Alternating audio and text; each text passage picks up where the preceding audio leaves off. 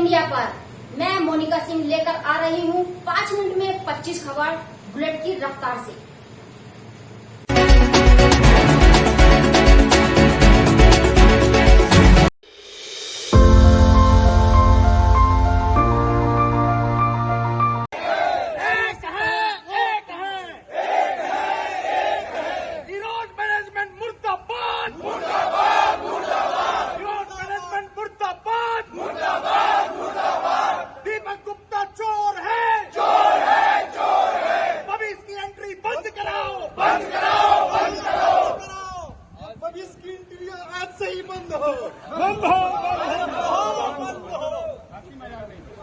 संपूर्ण मुर्दाबाद, मुर्दाबाद, मुर्दाबाद, मैनेजमेंट मुर्दाबाद, मुर्दाबाद, मुर्दाबाद।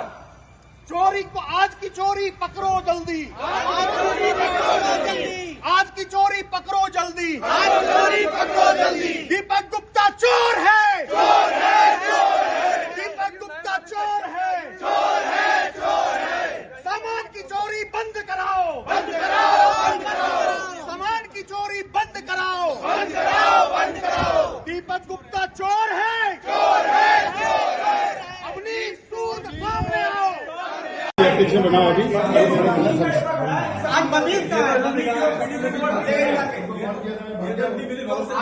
नहीं सब है रिकॉर्डिंग कीजिए एकदम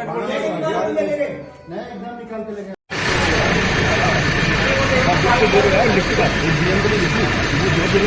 अगर कोई भी डेट हो गया अच्छा हो गया। दीपांकर जी आप यहाँ अध्यक्ष हैं। पिछले कई वर्षों से यहाँ मेंटेनेंस की समस्या है जी। बिल्डिंग की हालत आपकी जड़ से जर्जर हो रखी है। शायद किसी भी समय बहुत बड़ी दुर्घटना भी हो सकती है। आपने क्या कंप्लेन किया और क्या समस्याएं हैं पूरी हमारे दर्शकों को आप बताएं। देखिए ये जो समस्याएं हैं वो 2018 से 17 से हैं स्टार्टिंग से। इन समस्याओं में से जो प्रमुख समस्याएं हैं वो हैं कि हमारे जो है नीचे में बेसमेंट में पूरा लीकेज है, हर जगह लीकेज है। और आप वही नहीं, आज इस नए बिल्डिंग में जो बना हुआ है ये तो अभी बना है, पीछे हमारी है 7 साल पुरानी बिल्डिंग, 8 साल पुरानी। 8 साल पुरानी बिल्डिंग में पूरा झरना बहता है, तालाब है और यहाँ पे भी झरना शुरू हो गया है, ठीक है, नीचे में। उसके बाद जो है बरसात के मौसम में भी बाहर जाने की जरूरत तो नहीं है। बाहर जाने की जरूरत नहीं है। बरसात ना भी हो, हाँ बरसात ना भी हो तो भी लीकेज होती रहती। उसके बाद हमारी लिफ्ट, आप यदि लिफ्ट की स्थिति देखेंगे सारी टाइलें टूटी पड़ी हैं, कभी भी वो ब्रेक डाउन हो जाएंगे। अभी 2 दिन पहले जो है कुछ आधे घंटे के लिए लाइट चली गई। करीब करीब 20 से 25 फैमिली लिफ्ट में फंसी हुई। अब बाहर की दीवारें, एक बार मैं चाहूँगा कि आप जाइएगा, इसके पीछे जो बिल्डिंग है ये नई बिल्डिंग है, यहाँ पे सेल्स ऑफिस है जो ये फिर से मूर्ख बना रहे हैं, लोगों को बेच रहे हैं। लेकिन एक बार जो पीछे में लगा हुआ है बिल्डिंग में उसकी दीवारें देखिए। दर्शकों को मैं बता दूं, पिछली बार हमारी जो एपिसोड चली थी, हमने जो समाचार दिखाया था उसमें पिछली बिल्डिंग का भी हमने दिखाया था मात्र 1 हफ्ता पहले। हाँ जी, तो सारी की सारी इसकी जर्जर है। अब आज हमें पता चलता है कि एक इलेक्ट्रिकल पैनल है जो कि करोड़ों में जो है उसकी वैल्यू है, वो हो सकता है 5 करोड़ हो, 6 करोड़ हो, वो अपनी जगह से गायब है, किसी को पता नहीं है, ठीक है। और वो जो है वो गायब कर दिया गया है और ना मेंटेनेंस अधिकारी कुछ बोल रहे हैं, बता पा रहे हैं ठीक ठाक। वो केवल बोलते हैं चोरी हो गया। इतनी बड़ी चीज कैसे चोरी हो जाएगी? नहीं, कल अभी कुछ घंटे पहले जैसी जानकारी मुझे सुनने में आ रही है कि बहुत बड़ा पैनल गायब हो गया आपका। वही चीज वो तो हमें आज पता चला ना, वो पता नहीं कब का गायब हो चुका है। इंक्वायरी करने पे पता चला कि वो पैनल 2 बार और चोरी हो चुकी है, ठीक है। हम लोग पुलिस के पास गए थे, कंप्लेन लेकर के गए थे, लेकिन उस कंप्लेन को उन्होंने अभी दर्ज नहीं किया, ठीक है। लेकिन हम ये चाहते हैं कि जो असली लोग हैं, जो चोरी करने वाले हैं, वो लोग सामने आए और वो पकड़े जाए। और तीसरी जो सबसे बड़ी धमकी दे रहा है, इनके एक जो भविष्य कुमार यहाँ का स्टेट मैनेजर है, उसका बॉस है दीपक गुप्ता। दीपक गुप्ता ईमेल लिख करके बोलता है कि इस सोसाइटी की सारी जिम्मेदारी मेरी है। जब पुलिस के सामने उसको कॉल किया गया तो और मैंने बोला कि आपने बताया है कि सारी जिम्मेदारी आपकी है, तो बताओ क्यों हुआ पैनल, और एक बार क्यों, 3 बार क्यों चोरी हुआ? और यदि वो चोरी हुआ है तो वहां पे फिर सीसीटीवी कैमरा क्यों नहीं लगा? एक बार चोरी हुआ तो सीसीटीवी कैमरा हम लगा देंगे। इतनी बड़ी बिल्डिंग में वहाँ जहाँ पैनल चोरी हो रही है उस इलाके में सीसीटीवी है CCTV नहीं है। क्या इसके पीछे कोई साजिश हो रही है? इसके पीछे बहुत बड़ी साजिश नजर आ रही है। इसलिए हमने बिल्डर को ये प्रपोजल दिया था कि आप सारी बिल्डिंग की ऑडिट करवाओ, जिसमें सेफ्टी ऑडिट, बिल्डिंग की इंटीग्रिटी की ऑडिट, ठीक है, इलेक्ट्रिकल ऑडिट, सारी ऑडिट होनी चाहिए।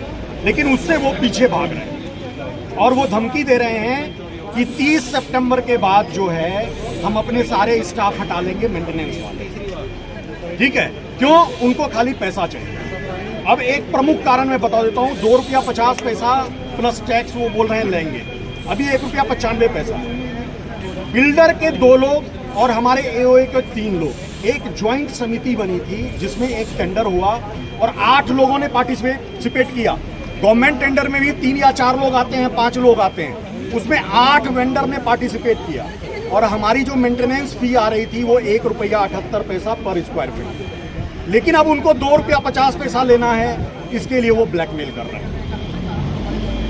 1 रुपया 78 पैसा और 2 रुपये 50 पैसे कहने के लिए कोई मार्जिन नहीं है।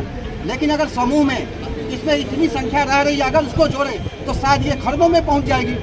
आप करोड़ों में तो वैसे ही पहुंच जाएगी साल भर का, और आप ओवर द ईयर्स यदि मेंटेनेंस को देखोगे तो वो और भी बहुत ज़्यादा पहुंच जाएगा। बिल्कुल, ये है ना, कंज्यूमर है, हम 1 पैसा पे कर रहे हैं, 19 लाख स्क्वायर फीट पीछे में, तो 1 पैसा से जो है आप देखिए 19 लाख का जो है आपका कितना बन जाता है 1 पैसे में।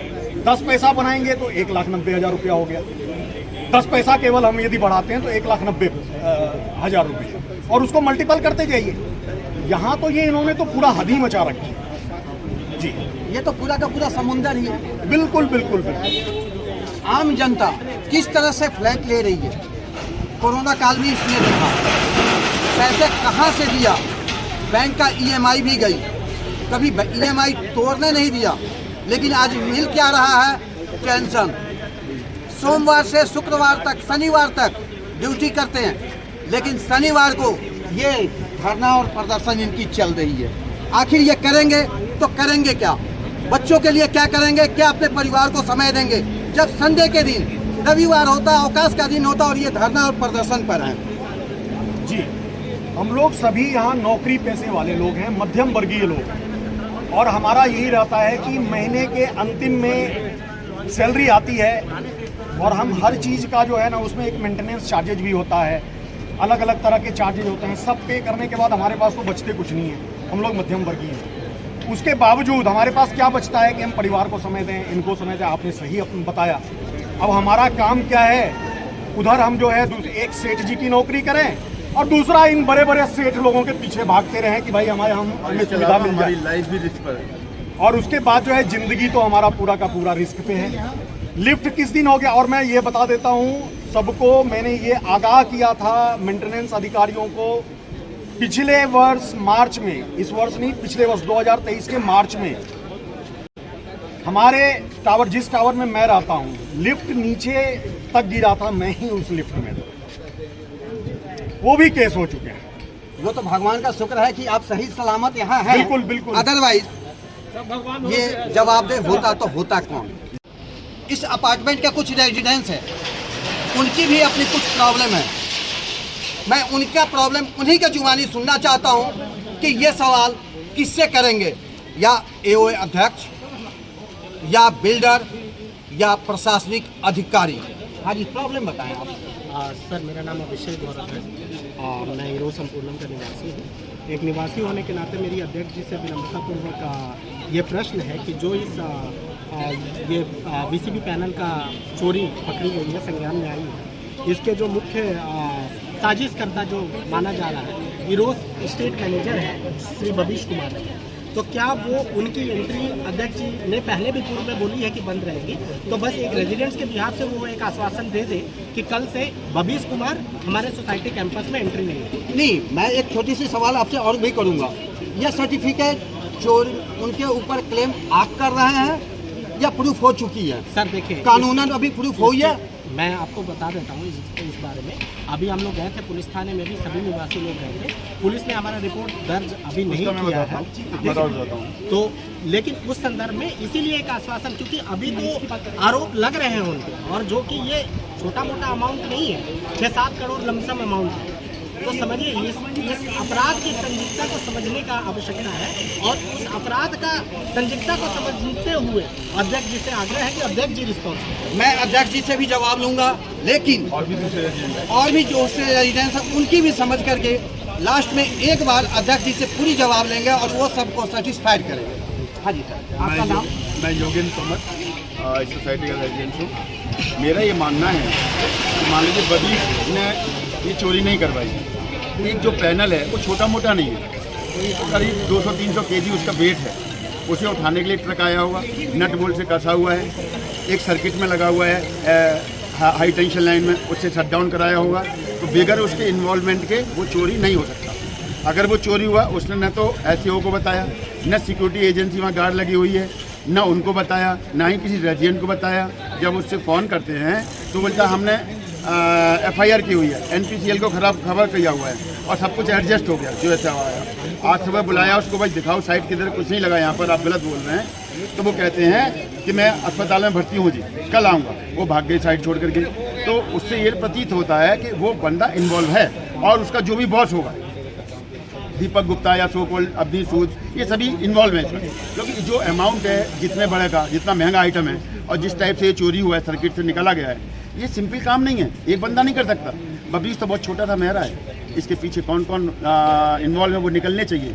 हम तो आज गए थे पुलिस के पास में, वो पुलिस वाले हमें कानून सिखाते हैं, आप सब मत आइए, एक जना कंप्लेन करिए, सोसाइटियों में ये होता है, ये होता है। तो पुलिस को ये करना है। मैं SP साहब से रिक्वेस्ट करता हूँ, कमिश्नर साहब से, कि इस केस को ढंग से हैंडल करें और इसमें अंजाम तक पहुँचें, क्योंकि ये बहुत बड़ी चोरी है। हम मिडिल क्लास लोग अपना एक एक पैसा कमा करके बिल्डरों से सपने बुन करके अपना फ्लैट लेते हैं, उसके बाद में हमारे साथ में ये होता है, ये जान करके चोरी किया जा रहा है, जिससे NPCL के मीटर न लगें और हमसे वो हाई रेट में पैसा लेते रहें। एक चीज़ और मुझे बताएं, चलिए जहाँ पैनल था वहाँ से चोरी हुई, वहाँ कैमरा नहीं लगा था, लगा है नहीं लगा है वो बताएगा ना। वो लगा था नहीं लगा था, जैसा अध्यक्ष जी ने मुझे बताया, हमारे दर्शकों को बताया कि वहाँ कैमरा नहीं लगा था। ठीक है, लेकिन क्या मेन गेट पे कैमरा है? मेन गेट पे कैमरा दो है, गेट आपके मेन 3 गेट गेट है, क्या वहाँ से सामान इजीली निकल सकता है अध्यक्ष जी? नहीं, वहाँ से इजीली नहीं निकल सकता है। इसको ये जो पैनल निकला है, उसका जो दरवाज़ा है पीछे का, वो ग्रीन एरिया में खुलता है, ठीक है। लेकिन जो सामान वहाँ से खुला है वो इजीली हाथ से नहीं जा सकता। नट बोल्ट लगे हुए हैं ना उसमें, नट बोल्ट हैं, सर्किट में है, ST काफी लाइन में वो है। भारी होता है सामान, तो ऐसा नहीं कि कोई एक आदमी उठा करके हाथ में लेके चला जाए। उसको उठाने के लिए भी जो है कुछ सामान चाहिए, जैसे हाइड्रोलिक हो गया, इन सब से ही उसको उठाया जा सकता है। और हम लोग टेक्निकल लोग तो नहीं हैं, लेकिन मैं जो आपको तस्वीरें और वो सब जो आपको दूंगा, आप उसमें देखेंगे कि सारा का सारा खाली है, सारा का सारा खाली है, ठीक है, और उसमें कोई सामान है ही नहीं। तो इसका मतलब ये है, और हम लोगों ने एप्लीकेशन में पढ़ा है कि 2 बार और चोरी हो गई। तो पहली बार चोरी हो गई तो उसके लिए हम आगे में CCTV कैमरा तो लगाएंगे। एक बार चोरी हुई तो नहीं, कहीं ऐसा तो नहीं था खाली डब्बा, खाली बोतल, वही खाली का इंतजार हो रहा था वहाँ? केवल पैसे चुराए जा रहे हो, हो सकता है, बिल बनाए जा रहे हो, बिल बनाए कुछ जा भी रहे हो हो। सकता है, लेकिन इसकी इंक्वायरी होनी चाहिए, क्योंकि ये अमाउंट बहुत बड़ा है। अच्छा, आपके एक रेजिडेंस जो है तो वो कुछ सवाल कर रहे थे, उनका बबीज को बंद करने, बबीज को बंद करने का हम लोगों ने सबने मिलके अभी यहाँ पे नारा लगाया। आपने देखा कि बबीज की एंट्री बंद करो। सेकेंड थिंग, जो प्रशासनिक वे में जो हमारे पास अधिकार हैं, उस अधिकारों का उपयोग करते हुए आज जो है हम लोग सो कॉज नोटिस भेजेंगे ईरोज मैनेजमेंट को, जिसमें बबीज कुमार और दीपक गुप्ता दोनों को इस प्रॉपर्टी से हटाया जाए। क्यों? क्योंकि उनके रहते हुए इसकी हानि हो रही है। अगर ऐसा नहीं होता है तो अगला कदम आपका क्या होगा? अगला फिर से हम लोग तो प्रशासन में गए ही हैं। हम लोग कल DM सर के पास भी जा रहे हैं। कल छुट्टी है, हो सकता है हम आवास पे उनके चले जाएं, ठीक है, ये कंप्लेन करने के लिए। उसके बाद नहीं तो फिर हम लोग जो शांतिपूर्ण से कर रहे हैं, तो बस हमारी यह आग्रह रहेगी प्रशासन से कि प्रशासन हमारी बातों को सुने। अब देखना ये है कि यहाँ के रेजिडेंट्स को क्या मिलता है। जिंदगी भर की कमाई मिट्टी में मिलाएंगे या शासन और प्रशासन दोनों मिलकर इनकी रहमो करम करेंगे।